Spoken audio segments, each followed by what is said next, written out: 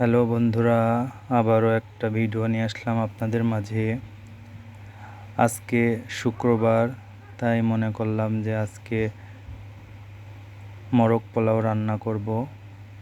তাই অলরেডি মুরগি নিয়ে এসেছি। মুরগি নিয়ে আসার পরে কেট এই যে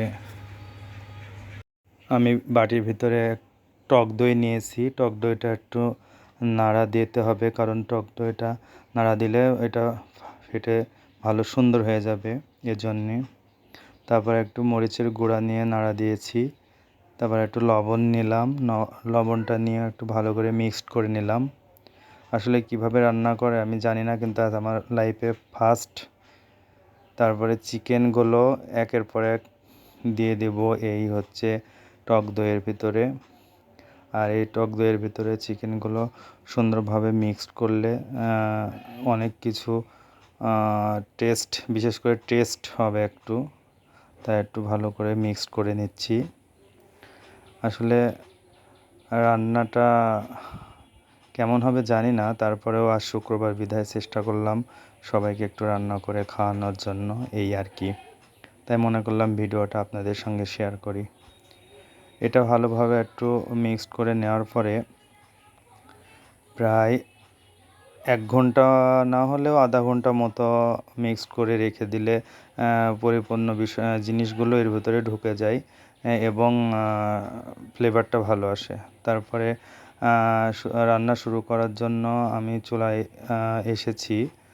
আর চুলার উপরে গরম তেলের উপরে পেঁয়াজ, তারপরে হচ্ছে এলাচ, ফল টল দিয়ে দারচিনি দিয়ে আমরা কী করলাম, এটা একটু নাড়া দিচ্ছি। তাই আসলে এটা একটু কালারিং করে ভেজে নিতে হবে। যদি কালারিংটা সুন্দর আসে তাহলে আমাদের মোরগ পোলাওটাও অনেক সুন্দর দেখাবে এবং অনেক টেস্টি হবে। এটা যতক্ষণ পর্যন্ত কালার না আসবে ততক্ষণ পর্যন্ত বন্ধুরা আমরা ভেজে যাব। আর একসময় কালারটা চলে আসলে তারপরে আমরা নেব।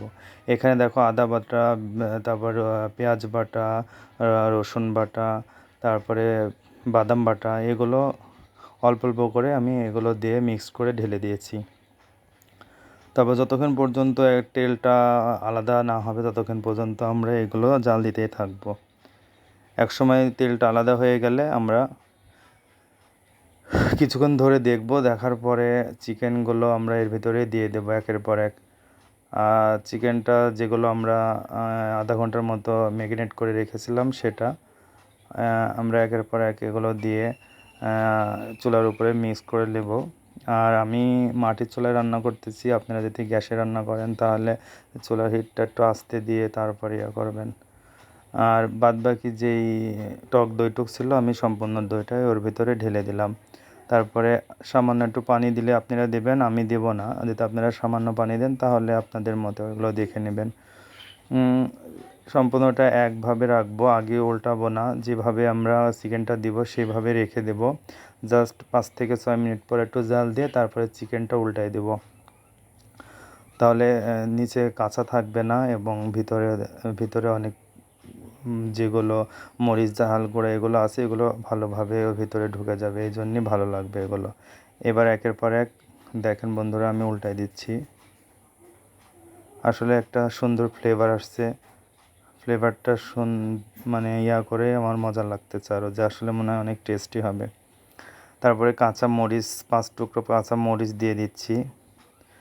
তারপরে আমার সিদ্ধ করে ডিম রেখেছিলাম, সেই সিদ্ধ করে ডিম 3টা দিয়ে দিচ্ছি, কারণ আমার ফ্যামিলিতে 3 জন, তাই আমরা 3 জন 3টা দিচ্ছি। আপনাদের ফ্যামিলিতে অনেক মানুষ থাকে তাহলে আপনারা সেভাবে দিবেন। তারপর এটা সুন্দর করে নাড়া দিয়ে আবার একটু ঢেকে রাখবো, যেন সম্পূর্ণ জিনিসগুলো আবার ভালোভাবে মিক্সড হয়ে যায়। আসলে এটা ধৈর্য সহকারে রান্নাটা অনেক কঠিন। যদি ভালো হয় রান্নাটা তাহলে আসলে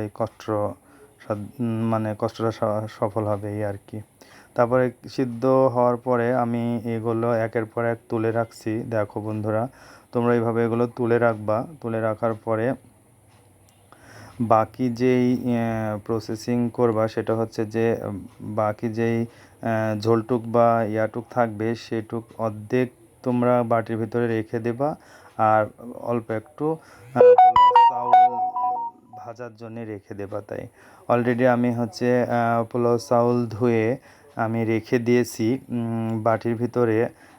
তোমরা আগে থেকে পোলাও চাউলটা ধুয়ে রেখে দিবা, তাহলে শুকনো হয়ে যাবে। তারপরে কড়ার ভিতর দিয়ে ওটা নাড়া দেবা। আর এটা তো তোমরা সচরাচর প্রায় মানুষই জানো যে কীভাবে পোলাও চাউল ভেজে নেয়। এটা আর আমার মানে ভেঙে বলার দরকার নেই আশা করি। তারপর ওইগুলো দিয়ে আমরা ভালোভাবে মিক্স করে নেব এবং আস্তে জাল দিয়ে করে নেব, ভেজে নেব। তারপরে গরম পানিটা এর ভেতর দিয়ে দেবো। আমি এখানে 3 কাপ এখানে আমি 3 কাপ চাউল নিয়েছি এবং 5 কাপ গরম পানি দিয়েছি। আর 1 কাপ রেখে দিয়েছি, সেটা হচ্ছে যে আমি এরপরে পানি না দিয়ে 1 কাপ হচ্ছে লিকুইড দুধ দেবো। তাই এই জন্যে আমি 1 কাপ এখানে লিকুইড দুধ দিয়েছি। তোমরা গরুর দুধ পারলেও দেবা অথবা প্যাকেটের দুধ পারলেও দেবা। তারপরে দিয়ে ভালোভাবে নাড়া দেবা। আর যদি তোমরা দুধ পছন্দ না করো সেক্ষেত্রে 6 কাপ পানি দিয়ে দিলে হবে। মানে তোমরা যেভাবে চাউল নিবা সেভাবে তোমরা করবে এখানে। সুন্দরভাবে একটু মিক্সড করে নিয়ে বাকি যেই চিকেনের ঝোলটুক রেখেছিলাম সে ঝোলটা ওর ভিতরেই দিয়ে দেব। আসলে কথাগুলো কিভাবে বলতেছি সেটা তো মানে ভুলও হতে পারে। যদি ভুল হয়, কোনো ভুল হয় বা কোনো কথা বলতে হয়, তাহলে আমাকে ক্ষমার দৃষ্টিতে দেখবেন। আর হচ্ছে এই যে দেখো বন্ধুরা, এই যে এখন হওয়ার পরে এমন হয়েছে। দেখো বন্ধুরা কতটা ঝরঝরে হয়েছে। এই যে বন্ধুরা, এখন খেতে কেমন হবে তা জানি না। তারপরে এখান থেকে আমি অর্ধেকের বেশি একটু আলাদা বাটিত করে তুলে রাখবো। তুলে রাখার পরে এই দেখো বন্ধুরা তুলে রাখতেছি।